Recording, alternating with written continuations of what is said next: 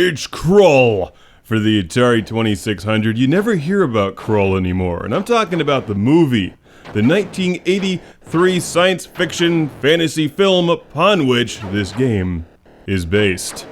Which I actually I've always liked. I enjoyed Krull, and I never really understood why the film just didn't catch on. It was supposed to be a way bigger movie than it was, at least in terms of success. It's a huge film, but it's full of relatively unknown actors, and some guy named James Horner did the score for it.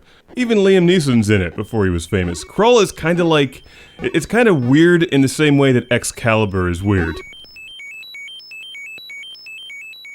Released in 1983, it would have landed at the end of the Star Wars craze, and this game would have been released directly into the video game crash of the early 80s. Bad timing all around for Krull, but good timing for you because it's cheap and Krull is rad.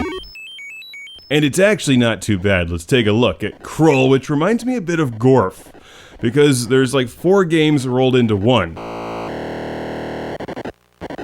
Starting with the scene from the movie where Prince What's-His-Face is getting married to What's-Her-Name or something, and then the guards come down, and of course it always just reminds me of Flash Gordon, which is a vastly superior movie in every way.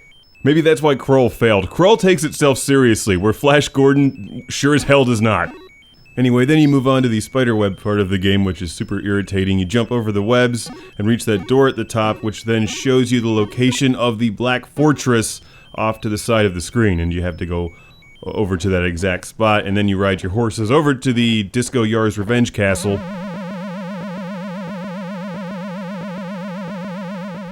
where you then battle Red Cookie Monster with the Kill Star to save Princess Promiscuity.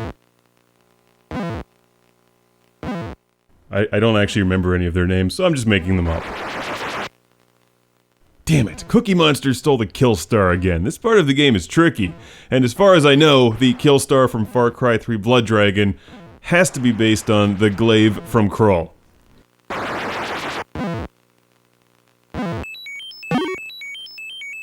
Alright, I just did a pretty piss-poor job there, which then forces me back to the annoying spiderweb sequence, which isn't too hard to figure out after you've done it a couple dozen times.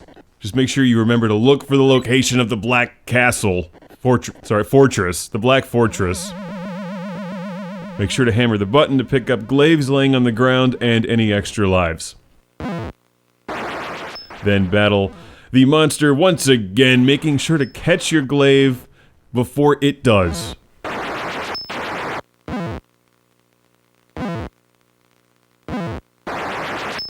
I'll give this game a lot of credit for being pretty ambitious and doing a lot of things fairly well on the Atari 2600.